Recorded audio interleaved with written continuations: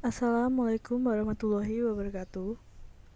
Perkenalkan, nama saya Diah Ailuna Samita Swandi, NIM A6102054, Prodi Pendidikan Geografi Kelas A, Fakultas Keguruan dan Ilmu Pendidikan, Universitas Muhammadiyah Surakarta. Di sini saya akan menjelaskan proyek warga negara dari tugas mata kuliah Pancasila.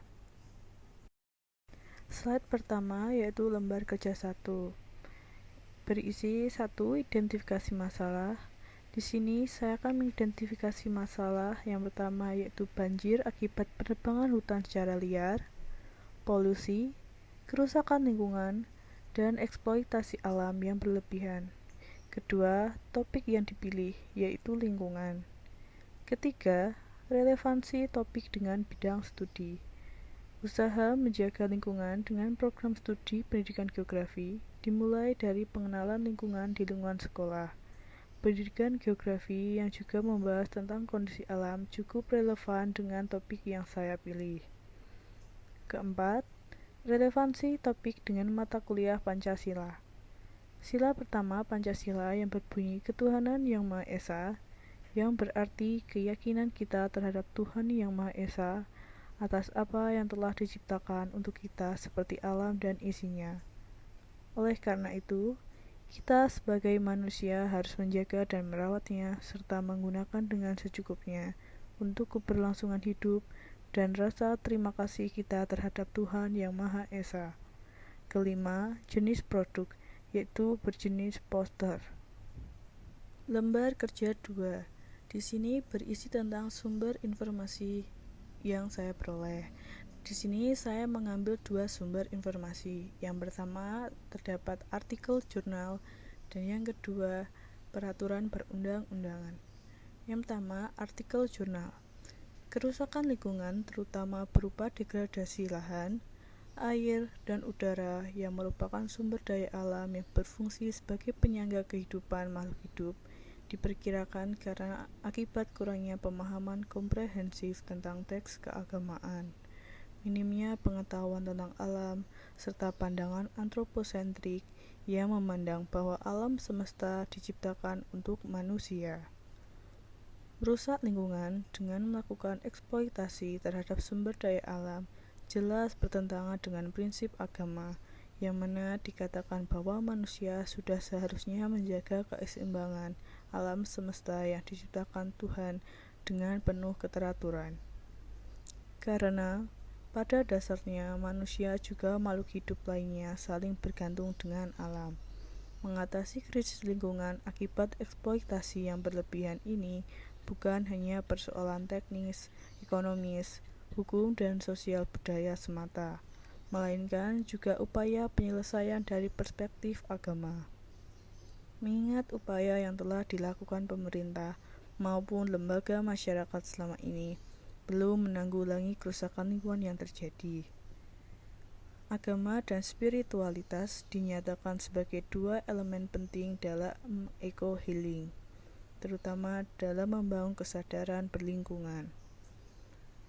Oleh karena itu, harus ada sinergi yang kuat antara agama, pelaku industri, dan akademisi dalam membuat peraturan tentang etika lingkungan. Berbagai bentuk kerusakan lingkungan akibat eksploitasi sumber daya alam dan pencemaran lingkungan yang dilakukan oleh manusia telah menimbulkan berbagai bencana, seperti banjir, gempa bumi, longsor, dan lain-lain. Bencana ini tidak hanya merusak ekosistem, namun lebih lagi telah mengancam keselamatan hidup makhluk hidup, termasuk dalamnya manusia. Sumber yang kedua yaitu peraturan perundang-undangan. Sejalan dengan pasal 33 ayat 3 Undang-Undang Dasar 1945 yang mengamanatkan bahwa bumi, air, dan kekayaan alam yang terkandung di dalamnya dikuasai oleh negara dan dipergunakan untuk sebesar-besarnya kemakmuran rakyat. Maka pengelolaan sumber daya alam atau natural resource oriented dan pemanfaatan secara berkelanjutan atau sustainable use untuk menjamin kelestarian dan keberlanjutan fungsi sumber daya alam dengan menggunakan pendekatan yang bercorak komprehensif dan terpadu. Ketentuan Pasal 33 Ayat 3 Undang-Undang Dasar 1945 selanjutnya dijabarkan di dalam Ketetapan Majelis Permusyawaratan Rakyat dan dituangkan dalam berbagai peraturan perundang-undangan.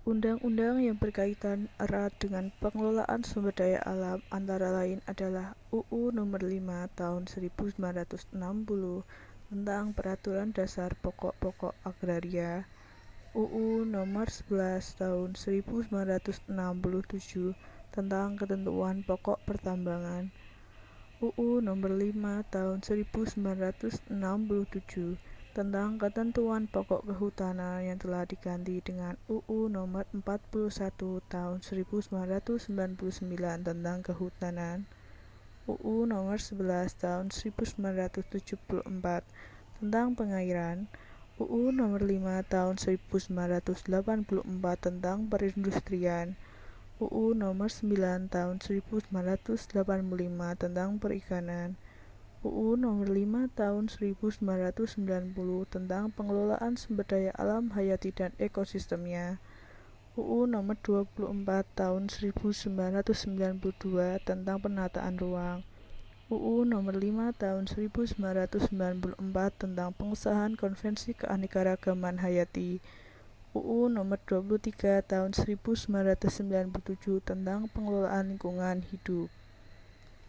Langkah-langkah pembuatan produk. Langkah pertama, menentukan topik.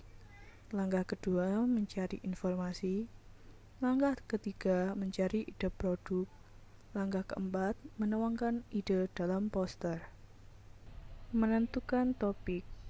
Langkah pertama yang saya lakukan dalam mengerjakan proyek warga negara ini yaitu dengan menentukan topik dari proyek.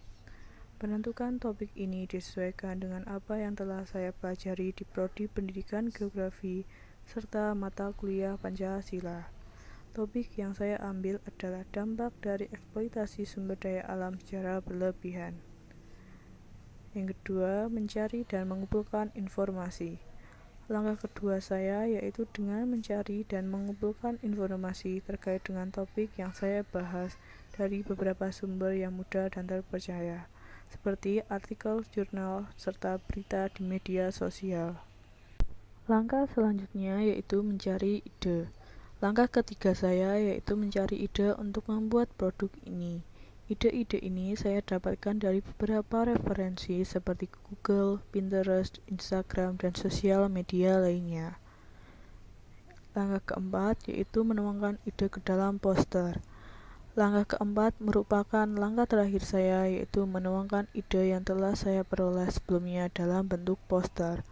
Alasan saya mengapa memilih poster sebagai produk karena bentuknya yang simpel serta sederhana, serta ringkas yang mungkin akan lebih menarik orang untuk melihatnya. Karena bisa diketahui bahwa literasi penduduk Indonesia yang cenderung rendah sehingga mereka akan lebih suka membaca kalimat singkat namun menarik. Berikut adalah contoh poster yang saya buat. Di sini menggambarkan ilustrasi tentang keadaan hutan gundul akibat penebangan hutan secara liar dan eksploitasi hutan yang berlebihan, sehingga mengakibatkan tanah longsor. Mungkin cukup sekian dari saya. Apabila ada kesalahan kata, saya mohon maaf. Sekian, terima kasih. Wassalamualaikum warahmatullahi wabarakatuh.